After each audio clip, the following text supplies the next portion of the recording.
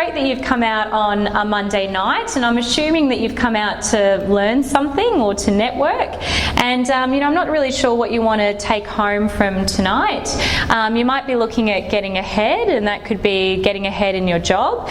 You might be looking at getting ahead or growing your business, or learning about business trends and different projects that people are working on, or come into the room to network and make different connections. Or you might have just wandered in from the pub. So I'm not really sure how you ended up in this room. Oh, there is another option, I suppose. You could be staying with me from the Hunter Valley and got dragged along tonight. So we've got Dane's parents with us here tonight, which is great to have them here.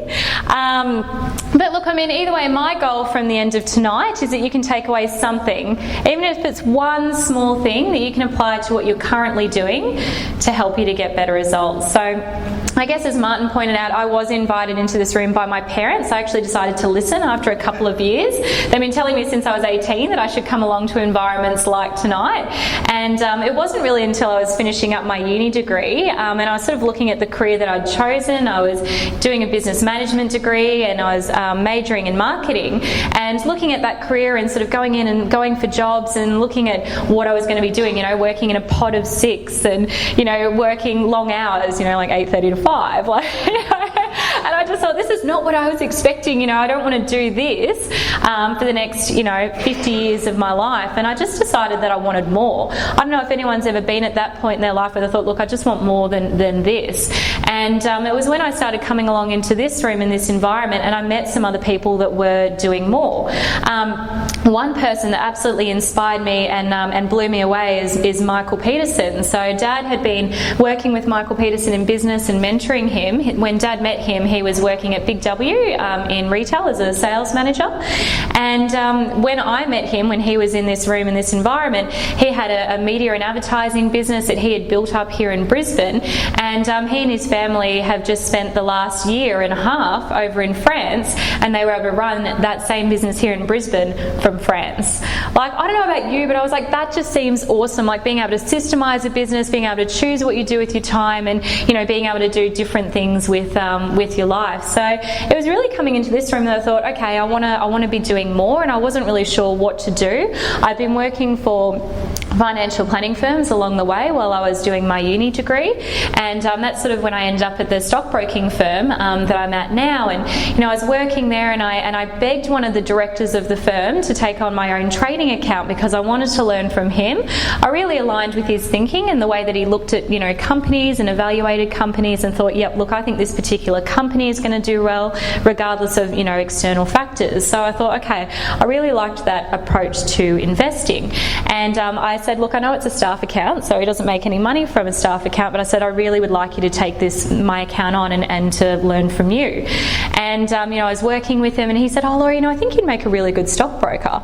And I said, oh, look, I've definitely thought about it. I love, learning about it and learning from you and investing and having a bit of a play. But I thought, look, my skills, what I really love to do is the business development side, the marketing side, and client relationships. And that's what I really love. I don't know if I would be able to sit there and give, stock advice or financial advice to clients like you're the one that's got 16 years worth of experience with the market, and, are studying it day to day, and, are very analytical. And I invited my boss into the room, and I thought, look, I'm going along to this room on a Monday night. I think it's great. Look, I could really help to promote, you as a stockbroker and what you're doing, because I think you're fabulous, and, that really works. And so he came into this room and environment, and we got to talking, and we had, a few conversations, and just said, look, why don't we do a joint venture together? He loves sitting in front of the market, studying it day in, day out, and, looking at it and going, yep, okay, these are the stocks that we can invest in, or this is what we could do with portfolios. Whereas I love working with the people and doing the marketing and the client relationships. So we decided to start up a joint venture in and around what we were currently doing at work. And that's been happening for a couple of months now, and all of our clients have come through referrals from this room and this environment. So Dad had always said that to me, and did I listen? No. I had a marketing degree, right? And I'm thinking, now we've got to spend all this money and go on websites and do this and that and advertising. But funnily enough, referrals actually work. So thanks, Dad. But I mean, Dad's experience, I mean, he had built up a software business in the early 80s, and, you know, he was working all through referrals. That's how he built up his business. He eventually had 80 employees and sold the business to a subsidiary of Telstra. But he was telling me the story about how he got Myer as a client. So, you know, he went in, he knew a girl that worked at Myer and got her to set up an appointment with the boss.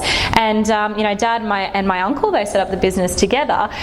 They walked into the room and all their ladies sitting in a big row, you know, doing the books and the inventory. And, you know, you can imagine for all of the Myer stores around Australia and doing it all by hand, you know, not on a computer. And Dad came in and was talking to them about this big software business and what they were going to be doing. And, you know, the guy pretty much laughed at them and said, no, that's not a computer, what you've got there. This is a computer, and had like this massive room, like, you know, full with this big computer.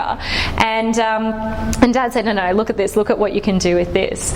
And that was amazing. That's sort of how they started off their business, and from there they rolled on and got Toll as a client and DHL, as well as a number of other companies. So Dad's always sort of instilled in me the fact that networking is the way to get ahead. It's the way to grow a business, or whether you're looking for a career change or whatever it might be.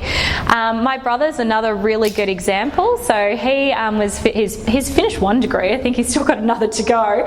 So who knows when he'll actually be finished with uni. But you know, all of his mates were coming out and looking and applying for different roles and just getting, you know, knockback after knockback. Or really, I mean, you know, your resume is just joining a pile of 100. Like, how do people actually differentiate between, you know, and a lot of the kids get really good results in uni, so it's so hard to differentiate. And he came into this room and met with Caddy, who's in recruitment, and she said, oh yeah, and she got to know Tom and thought, you know, you'd be actually really good in more of a marketing role as well. And she knew an accounting firm that wanted to get a marketing department started.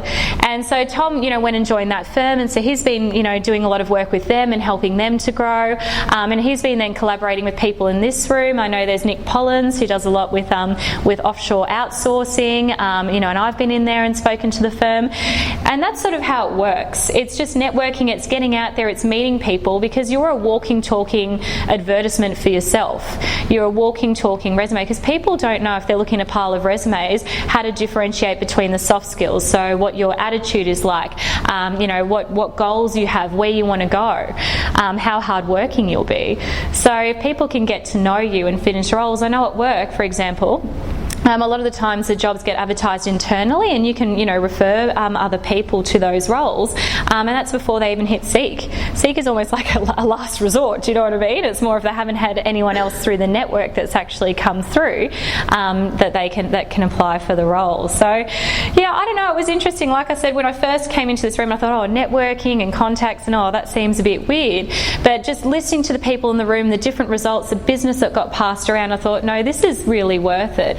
And I guess the whole principle of different thinking for better results is, rather than just coming in looking for what you want out of the room, Dad's always told me to help other people, and that then in turn comes back to you, build that trust with people, because people want to do business with people they know, like and trust. And so if you can do that, to work on building that trust with people and develop those relationships and put the time in, that's where the results come from. So, I mean, you know, looking at soft skills, I mean, where do we get taught soft skills? Like, we really don't at schools or unis, or university. You just don't get taught the soft skills. So Dad said to me, right, that's it. You know, you've got to start reading books. And I thought, oh God, you know, like books. Like, I thought I was done with all of that. But one that I remember that he gave me when I was 16, which I absolutely love, I refer to it all the time, and it's called Personality Plus. Has anyone in the room read Personality Plus? Oh, a couple of hands have gone up. Yeah. So it basically goes through 4 different personality types. And I mean, I studied Myers-Briggs at uni. I don't know if anyone else has done that. And that's 16 personality types. So I don't know about you, but that's like way too analytical for me. I'm like, okay, I'm not going to be able to identify, you know, the 16 different personalities in a room straight away. But the 4 personalities, I thought, yep, I can do that. And so Dad said it's good, you know, to be able to understand your own personality, so what your strengths and weaknesses are, but also to understand other people and how to best relate to other people. So if we run through them quickly, I don't know if you guys can read that. But anyway, I'm going to start with choleric, and that's because it's my personality. So, you know, cholerics are really headstrong. They're very independent. You know, it's sort of my way or the highway. Like, that's typically the attitude of a choleric. And, you know, I can see why Dad gave me the book at 16. I thought, oh, choleric, you know, but they're not weaknesses, they're strengths, right? Like, And I didn't actually really think that that cholerics had any weaknesses until I met my boyfriend, who's also choleric, and I thought, okay, maybe we do have some weaknesses. But yeah, so I mean, with cholerics as well, like when I'm dealing with a choleric, or if you're dealing with me as a choleric at work, I just want bullet points, okay? I don't want the fluff, I don't want all the extra. If it looks like I've got to look into it in detail and whatever, I procrastinate with it. So I just am straight down to the point. I just want the bullet points. You've also got sanguines, so they're really sociable, they're loud, which I'm also loud. I've been told at work, sometimes I need to turn it down. So look, that's a sanguine personality. They're outgoing, they're confident, they, love to talk to people, they're very sociable. So if I'm speaking with a sanguine, I'll make sure to compliment their outfit like that, or something about them that I like, that sort of helps to relate to them, or I'll have a bit of a chat. So then there's also melancholy, so that's sort of the opposite to sanguine. So they're more sort of the analytical type, so they'll sit there, like if they get a contract, they'll read every single bit of it from front to back, even if it's 100 pages long, right? Whereas I'm just kind of like, yeah, I trust you. I'll read bits of it, but essentially skip to the back. I'm kind of glad Dane's got some melancholy in him, so you can read the contracts. Phlegmatic as well. So phlegmatics are put sort of more the peacekeepers, right? They're easygoing, they're relaxed, they go with the flow, and they try and keep the peace. So look, it's just interesting if I'm going out there and networking, or if I'm with a client at work and I can easily identify which personality type they are, I can help better relate to them and create that working relationship. So again, if I know that I'm sitting with a choleric, they just want me to get to the point, talk about what we're going to do, where to sign, and how to get the process moving, right? They just want results. If I'm talking to a melancholy, I'm going to take the time to go through all the little bits and details, all the forms, exactly what needs to be filled in where and how to correctly do it and whatnot. Again, a sanguine, I'm going to have a big long chat to them about their life and ask them loads and loads of questions, and and just to sort of have that bit of a chat with them as well, and then sort of steer them down the path of, okay, well, come on, let's have a look at this. And again, with the phlegmatic, I'm just going to give them action steps, because it's just going to be slow moving there. So particularly networking as well. If you're networking after the session tonight and you're meeting different people, and you can sort of start to get a feel for their personality types. With the phlegmatic, if you're talking to a phlegmatic, often they'll just listen to you talk. And so you'll find that you'll talk, and then you're like, oh, sorry, they didn't actually get a word in. So, if you know that you're talking to a phlegmatic, make sure you are still asking them lots of questions as well. So it's kind of good when you're meeting people in relationships. It's hilarious. So, things like, I'm a bit sanguine and Dane's a bit melancholy. So, like with the toothpaste, for example, who cares if there's a bit of toothpaste on if you leave the cap off? Like, I don't know about you, but that really doesn't bother me, whereas it drives Dane nuts. So, but you can start to learn a little bit about the personalities as well in your relationships, and your family relationships, and with children, and going, okay, well, that person's not doing that just to annoy me. I promise you I'm not.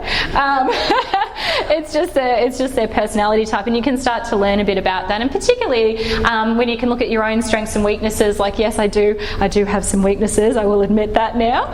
And you can start to look at working on that as well, and how your approach to everything, how you approach work, relationships, whatever it might be.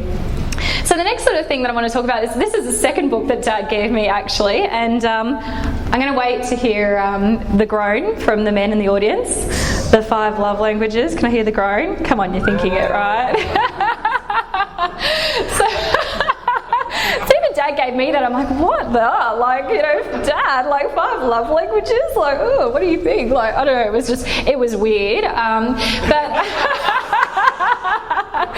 But again, so good. And I've spoken to so many guys since. They're like, wow, Laurie, I wish I had this book earlier. I wish I had this younger when I was at college, and would have had so much better luck with the girls, right? And hey, I'm a girl, and it is absolutely so true. So you can apply this to a work setting or with your relationships. But there's basically 5 different love languages, or ways that we feel appreciated. So at work, I know for me, what mine is words of affirmation. So all I need to be told is, Laura, I really appreciate your efforts on this. Thank thank you. Like, that's it. That absolutely motivates me. You know, if somebody feels that they appreciate what I'm doing, I'll work to the moon and back. As soon as I don't feel appreciated for what I'm doing, I kind of lose interest. Like, it's not whether that's good or whether that's bad, but it's just, I know that's what motivates me. And so many conversations around the boardroom, and I think in management as well, are about how do you actually keep your staff engaged and motivated. And everyone does have a different motivation driver. Whether it's tangible gifts, it could be, for example, like, you know, tickets to the footy or a bottle of wine or whatnot, just to show your staff that you appreciate the effort that they did, or if they did longer hours on that case or that project or whatever it might be. There's acts of service too. If you can see that somebody is absolutely struggling or, you know, needing to get to a deadline, just saying, hey, can I help you with that? Can I help you to achieve your goal? Like, I know you know what you're doing is really impactful and it's really important for the firm. Can I help you with that? You know, just little learning, I guess, what sort of helps people out, or what motivates them. Same with quality time. It could actually be just taking out the time with your employee to sit down and say, look, you know, why don't we actually have a chat, chat over coffee? Do you have any ideas, any suggestions, or anything that you think that, you know, you want to do more in the firm, whatever it might be. Physical touch, I'm not really sure. I can't remember what that is in the workplace. I think you might have to be careful with that one. I mean, I know what it is in a personal relationship, but at work, maybe a handshake, a high five. I don't know, just a warning, be careful with that one. You can get in trouble for that one if you take it too far. But, and again, that's, so by Gary Chapman. So yes, it's the 5 love languages. And boys, for your partners, because you can waste a lot of money on flowers if gifts, you know, is not a motivator or a love language for your partner. You know, it could even just be you saying, I love you, or acts of services, you know, like unpacking the dishwasher or doing stuff that's not in your normal chores, you know, whatever it might be. But just to show that your partner, that, you know, you love and appreciate them as well. Oh, sorry, I'll go back on the slide. There you go, boys, you can focus on that. Get that book, seriously. But, you know, that's sort of what Dad's mentioned to me anyway. It's about the soft skills. It's about knowing people and learning about people and how to work effectively with people, because you can improve your technical skills. Like, I can go out there and do a number of different courses and whatnot, and it's not going to help me to get ahead necessarily at work. But I figure if I can go out there and do all of those technical courses, as well as learning more about myself, my own personality, how to get more out of me, how to get more out of the people that I'm working with and the team that I'm working with around me, that makes me more valuable to the firm. It's just like how I brought my boss along to this room, and he thought, wow, Laura's doing stuff out of work, she's motivated, she's meeting a whole bunch of people, and she's willing to do more. And that's what he was pushing at work, to be able to get us to have this joint venture through, because it's in and around what we're already doing at work. So if you can make yourself more indispensable to the firm that you're working in and you earn your stripes, you can negotiate, you know, if you want to go from full-time to part-time, you know, if you're having children or whatever it might be, or whether you just don't want to work as much, I don't know. You know, you can negotiate your hours more. I've definitely seen that flexibility come through at work for people, you know, if they're producing the result, because at the end of the day, that's all the company really cares about, is if you're adding the value and if you're producing the result. I've known a number of people in this room to be able to go and meet people and then, you know, have total different career changes as a result of that, and learning about the different projects as well. So look, I'm not really sure what it is for you or what you want to achieve out of this room in this environment, and it could be just coming along and learning something every week.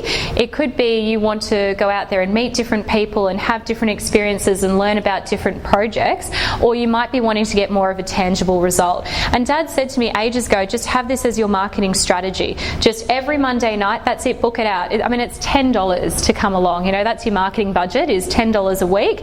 That's your time and effort into your marketing strategy, is the Monday night. You get to meet some great people along the way, you get to help them get what they want, and in turn you get what